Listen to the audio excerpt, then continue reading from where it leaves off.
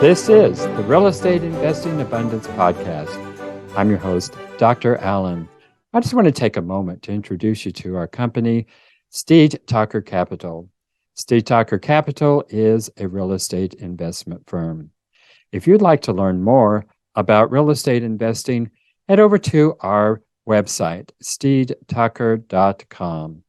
And while you're there, take a moment to get your one-page guide to the 10 steps to passive real estate investing. Downloading this PDF will also enroll you in our Enlightened Investor Circle. And by enrolling in the Enlightened Investor Circle, you'll be the first to know about any new investment opportunities that we are getting involved with. Look forward to hearing from you. Enjoy today's show. Hello, enlightened investors. Welcome back to Real Estate Investing Abundance. I'm your host, Dr. Allen, and we are looking forward to exploring the fast path to financial freedom with our guest, Michael Elefante, who did it in 12 months. Michael is a real estate investor, short-term rental expert, and entrepreneur. Michael owns 7 short-term rentals that do over $1 million per year, and he owns and operates multiple 7-figure businesses. Welcome, Michael, to the show, and tell us about a memorable experience that helped you to be who you are today.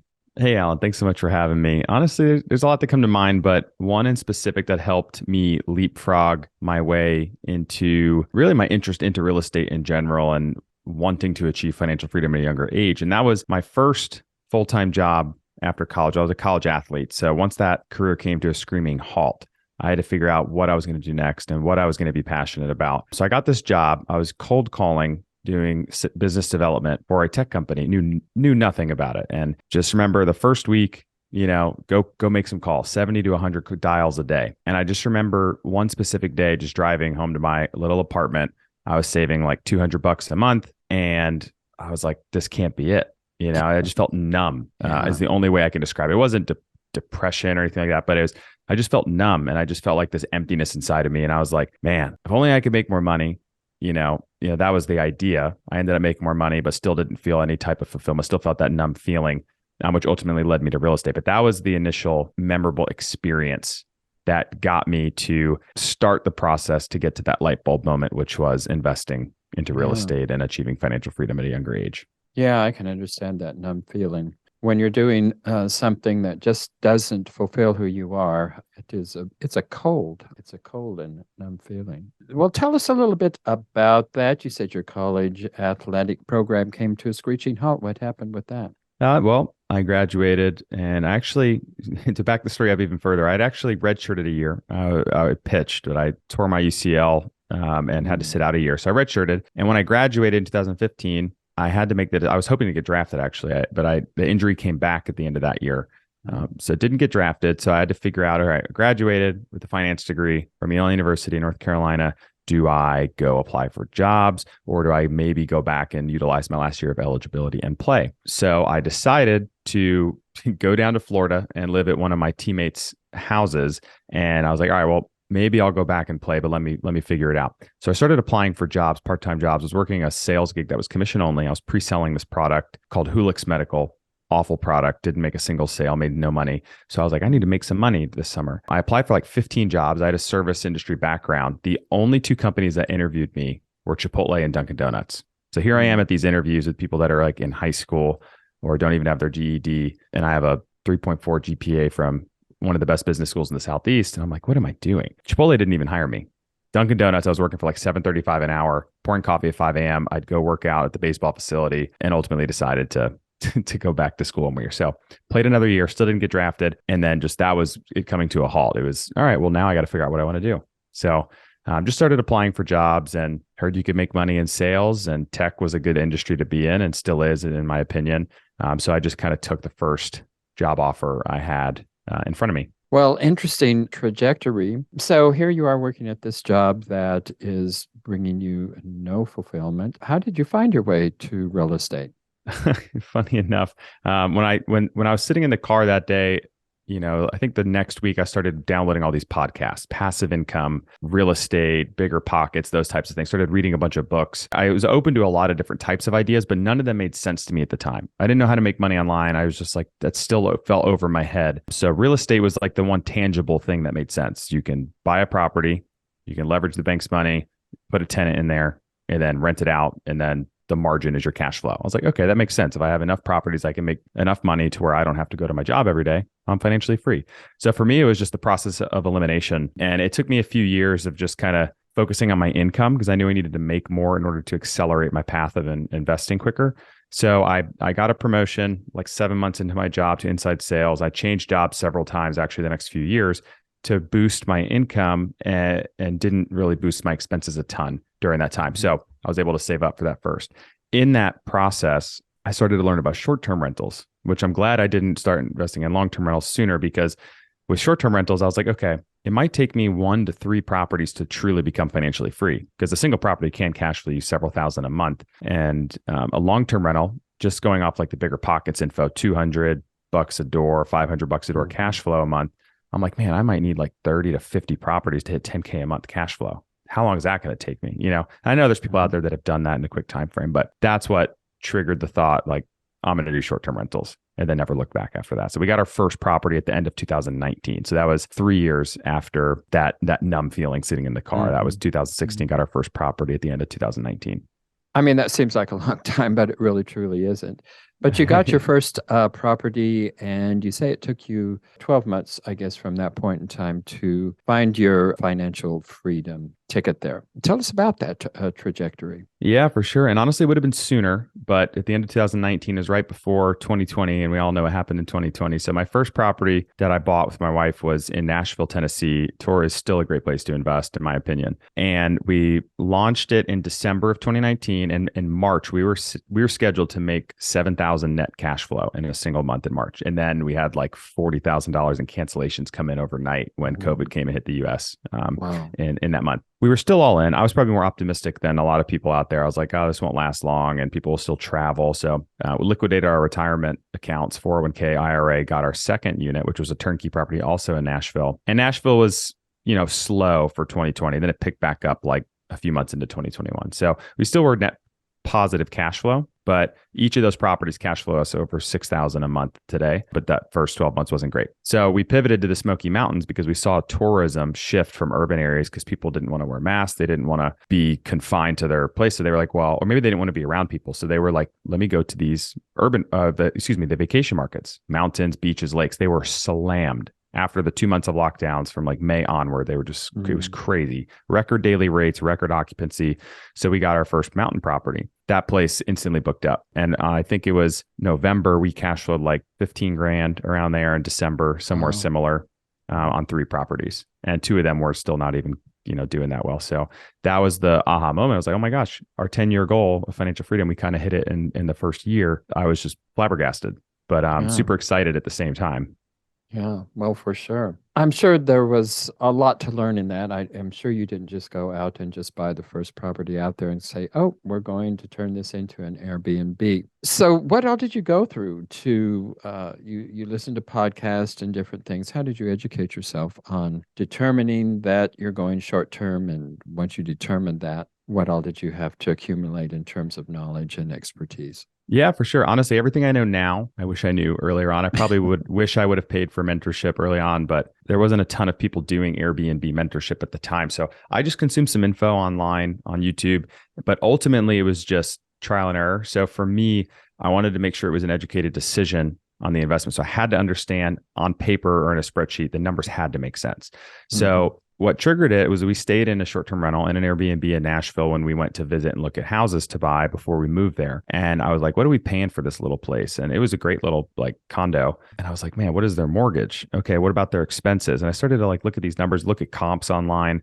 And I was like, there's no way they're making this much money. And it turns out they were. And I was like, this is nuts. So for me, I just built a little spreadsheet that put in the investment details. I looked at AirDNA, found comps local to the subject property I was personally looking at, ultimately bought, and saw what they were charging per night and what the occupancy rate was, and then what my operating expenses would be. And it just spat out my cash flow. And that is what made sense to me. It just was tangible. So I was like, okay, if I can hit this on a very conservative forecast, this is my upside is substantial. My downside is very limited. So I felt pretty safe in the investment. Ultimately, that's how we did. It was just like gather as much data and information, which is out there in the marketplace. You can go on AirDNA, directly on Airbnb and find comps and just plug it into a spreadsheet and keep it super simple. And if the numbers make sense for me, the deal makes sense. So you got the numbers down. What about operation? That's something that took me a longer time to figure out. So number one thing you need to do is hire local cleaners, which we did out of the gate, but we didn't have a great system in place. We were, from what I remember, we were still sending them our reservations, with one property. It's not a big deal. Once you scale to multiple, you have to leverage tech. And this is the one cool thing about this industry that is democratized short-term rentals for the everyday investor. Because 10, 15 plus years ago, you have to have a local PM, property manager, with an office with keys, maybe cleaners on staff, right? You would go check into the office and then they bring you to your property. Now everything is like remote check-in. I can automate 90% of the guest messaging through property management software. I can automate my pricing through dynamic pricing solutions such as Price Labs or Wheelhouse. And then I could automate my cleaners and the scheduling with them using something like Turno or Resort Cleaning. So most of my ops are covered. And that is the biggest thing. And it's something I did not actually adopt until we got our third property, believe it or not. Kind of forced into it. I'm like, what am I doing? This is crazy. I'm copying and pasting check-in instructions. What a waste of time. These tools are so cheap and so efficient. So yeah, if you guys are just starting, use that from the get-go. It made us more efficient with our time. We were working maybe 2 to 3 hours a week on 3 or 4 properties out of the gate. So as far as what we were making in relative, and we were self-managing without VAs at the time too. So it's like a no-brainer to use the tech stack. For sure. Yeah. Well, what is your current revenue and cash flow on your rental portfolio at this time? Last month, 7? Is that? Yeah, we have 7. We just launched our 7th last week, and that's our biggest one. We've gotten some bookings at $1,500, $2,000 a night so far. So it's like really performing well. But our 6 properties, we launched 2 of those kind of a third of the way through 2022. Those did about $900K in revenue. We cash flowed like 365-ish last year. This year, we're projected to do 1.2 to 1.5 on 7 properties, and our cash flow should be north of $500,000. Wow. So the margins, the cash flow margin is substantial with short-term rentals if you do the right thing. And by the right thing, not just the research on like ADRs and occupancy rates, but if you want longevity in this industry, you have to have great design and amenities and stand out from your competition. That's how you get people to pay $2,000 a night for a higher end place versus, you never want to compete on price long-term, in my opinion. Enlightened investors, if you haven't done so already, be sure and click that like button and also click that share so others can take advantage of the content. And finally, be sure to subscribe so you don't miss a single one of our upcoming episodes.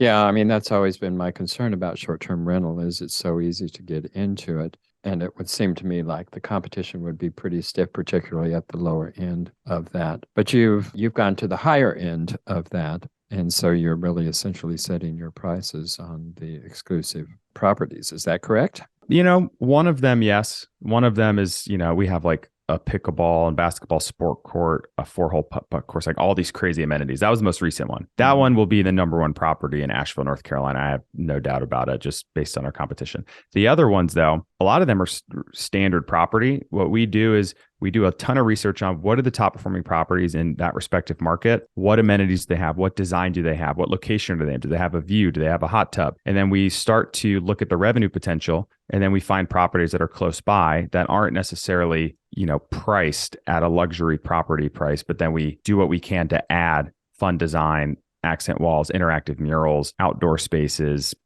game rooms, those types of things to compete with those higher end properties. So they're not even necessarily luxury properties. We just do such a good job on the setup design. And then on the back end, we price so effectively to get premium rates on high demand days. And then we get bookings on low demand days because we actually lower our prices below our competition. So it's a balancing act. But that's how we've been able to really squeeze as much possible cash flow out of each property that we have. What's the optimum? Fewer vacancies or better pricing? It's a combination of both. I don't need to be 100% occupied. That usually means that you're below market rent. But I also don't want to feel good about myself getting $1,000 a night, but only being booked Friday and Saturday nights and then never getting booked the other night. So optimal thing to do is focus on the revenue and the total cash on cash return that property will do. So how can I generate the highest possible revenue? Now, there is some caveat to that. So if I had the choice, if I could make the same revenue, but be booked slightly more, a higher occupancy, a lower daily rate, personally, I'd probably be rather that than have a higher daily rate and a much lower occupancy. And the reason I say that is because it's very competitive on OTAs, online travel agencies like Airbnb and Vrbo. And a lot of their algorithm has to do, right, with what's going to help promote properties that's going to limit the time it takes a traveler to find what they're looking for and ultimately click pay. Because that's what keeps them on their platform versus going somewhere else, Vrbo, Expedia, Booking.com, those sites. So you have to pay attention to those analytics, which are readily available for you on Airbnb, and see what are my impressions like, what are my clicks like, what are my conversions like. And if I have a higher occupancy, typically, I'm probably going to have more bookings, more reviews, and that's going to help the algorithm show me to more people. And then people are going to perceive decently high pricing, a lot of high quantity of positive reviews with less availability with value. So then more people might be more inclined to book because that's a rare find technically. So there's some caveat to that, but at the end of the day, you're trying to maximize the cash flow you get out of each property. But for those reasons, it might be good to focus on occupancy in that specific scenario. Well, you mentioned reviews and ratings. I'm sure you shoot for the highest and best ratings on all of your properties and keep them in the appropriate operating condition to maintain that. But nobody's going to strike that out 100%. What do you do with bad ratings? Yeah, it's really tough. It's not so much what we do with bad ratings. It's how do we limit negative reviews? And sometimes it's impossible. Sometimes a guest, you never hear from them and they say they had the wonderful stay. They can't wait to stay there again, 4-star. And it's like, what the hell? Some people are just in their mind, a 5-star is like white glove treatment. You blew me away. So you have to set the expectations out of the gate or upon checkout. If there's something, we send like 5-star, 4-star, 3-star, 2, and 1. And then next to each of those stars, we say what it means. 5 stars, like everything went really well, blah, blah, blah. 4 stars, like we had a couple major disturbances during our stay and there was a lack of response from our host. So it puts in their mind, okay, well, the host responded even though we had issues. So I'm probably still willing to leave a 5. The second thing we do, assuming the guest didn't destroy the place, we leave everyone a 5-star review and we tell them we left them a 5-star review and we ask them to return the favor as long as they feel they had a decent stay. And if there was anything negative about their stay, please message us privately so we can ensure that we see it and address it. So you'd be surprised how many people leave a 5-star, then leave a long private note and just get nitpicky. But that's good feedback for us. We need to relay that to our cleaners and they can go take care of it, or our team does. But those two things have allowed us to have substantial, amounts of 5-star reviews. And it's important, I think only 19 or 20%, I may be wrong, of operators on Airbnb are considered super hosts. And there's a few criteria to that. One is an average review rating across all your properties of 4.8 or higher, which in my opinion shouldn't be hard to get, but a lot of people are not there. 2, you need to have like a certain response time to guests. And then 3 is you have to have a less than like 1% cancellation rate on guests or something like that, where you cancel on them. You have other businesses. What other businesses do you operate? I have a coaching business, which I was sharing a lot of free content with what I was learning and to help other people also be successful, because it has certainly changed my life investing in these types of properties. So I was actually taking free coaching calls for probably a year until people were encouraging me, hey, I would pay for this. Can you just put it all out there? So I built a mentorship and coaching program, B&B Investor Academy. That is my biggest business that I focus on the most. We've taught over 1,000 people how to do this and I implement the same strategies and hopefully help them be more successful, do it in a shorter period of time than it took me.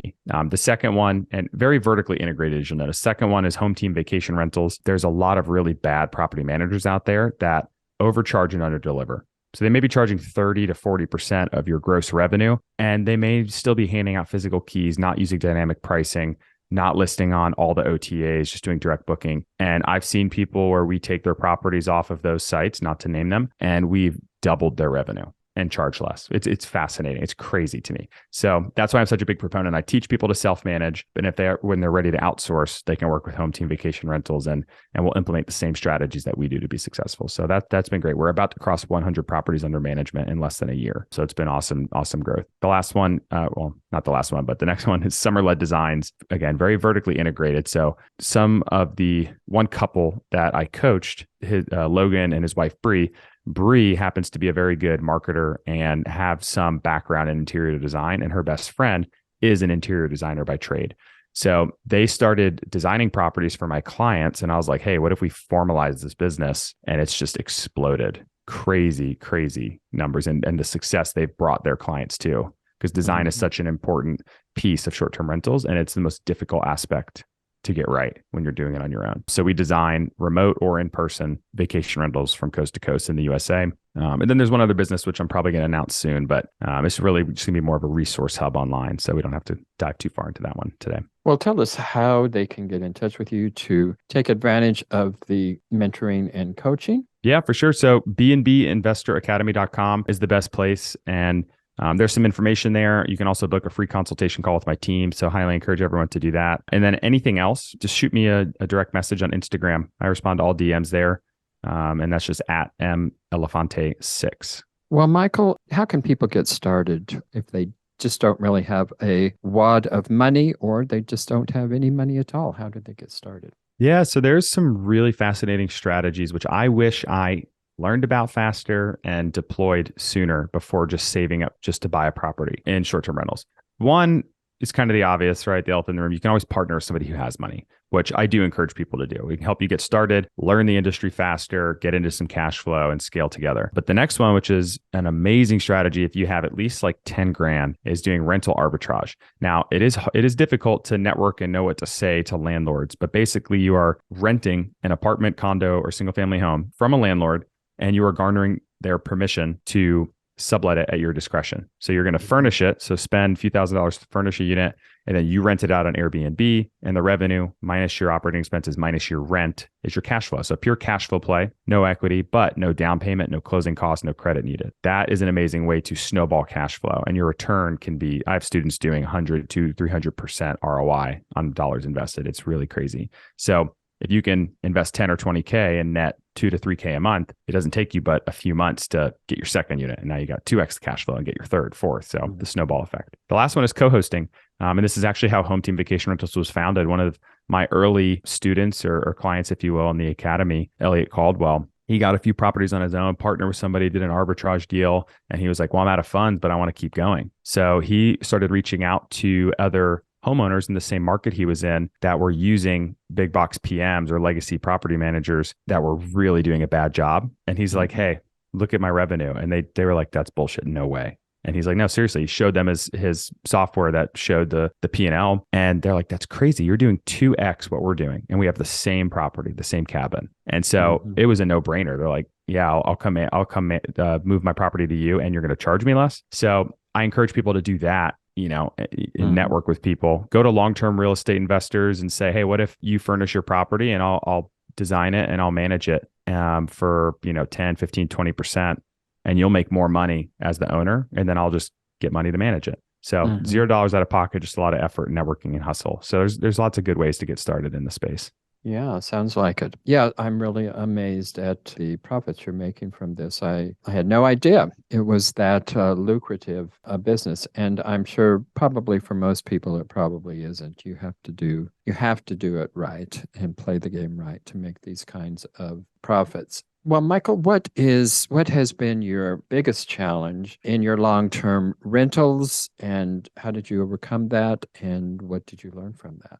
Yeah, I think the biggest challenge for the short-term rentals, honestly, early on was just figuring out what tech stack to use and then how to scale. Because if you're basically a solopreneur until you're forced, you hit a wall and you have to either hire people or outsource to become more of an entrepreneur and true investor and make it a sustainable, relatively passive source of income. So for me, it was, how do I outsource things that initially I was holding really tight to my chest? So that was first with software and then with people eventually. So You'll know when that time is, when you're like, oh man, I feel like I'm working another job again, or, I can't scale further. I just can't take on another property because I don't have the bandwidth. At that point in time, you need to figure out what to outsource first. What are you spending the most time with, and take that off your plate. We've talked about all the wonderful things with this. What are the biggest risks? Yeah, biggest risk initially on the monetary side is if you don't take the time to do appropriate research and find a property and then execute on a strategy. If you're kind of shooting in the dark there or blindfolded, you could be in for a very rude awakening. If you overpay for a property and you don't get booked because you looked at the whole market and you thought your occupancy was going to be 70%, but little did you know that one zip code can differ quite drastically from another. And there's information out there on sites like Your DNA that can tell you that zip code to zip code. So if you don't understand the numbers behind it and do adequate research and have a fairly conservative forecast and ensure that you do a low, medium, high forecast, then you could end up breaking even or losing money. And you never want to lose money, right? I think it's Warren Buffett's rule. Rule number 1, don't lose money. Rule number 2, don't forget rule number 1. So that's the biggest thing. And on the back end, it's don't try to take on too much yourself. A lot of people are like, well, I'll just clean my property if I live by it because I'll save an extra $200 and pocket it. You got to get into a money-making mindset and out of a money-saving mindset. So the sooner you start to outsource those things, the less time you're going to spend, paddling on the boat, and the more time you'll spend driving and seeing what's ahead and being able to get there faster and more efficiently. Well, excellent advice, wonderful information. It has been a pleasure having you with us, Michael. Fascinating topic. Thanks for being with us today. Yeah, thank you. Enlightened investors, don't go yet. I have just a couple of quick requests. You know the drill. Like, share, and subscribe. But we also need your help to build our audience, so please go to your favorite podcast app and leave us a 5-star rating and review. I'll be most grateful. Until next time, prosper and live abundantly. Thank you for tuning in to Real Estate Investing Abundance, brought to you by Steve Talker Capital, a company working for passionate professionals like you to develop financial independence built on solid, passive real estate investments. As part of our efforts to make the world a better place, Steve Talker Capital contributes to activities and organizations committed to better understand the equine. These endeavors attempt to enhance the human treatment of horses worldwide. Steve Talker Capital, working for a world where all creatures, great and small, flourish abundantly. For resources to develop your financial independence, connect with us at stevetalker.com.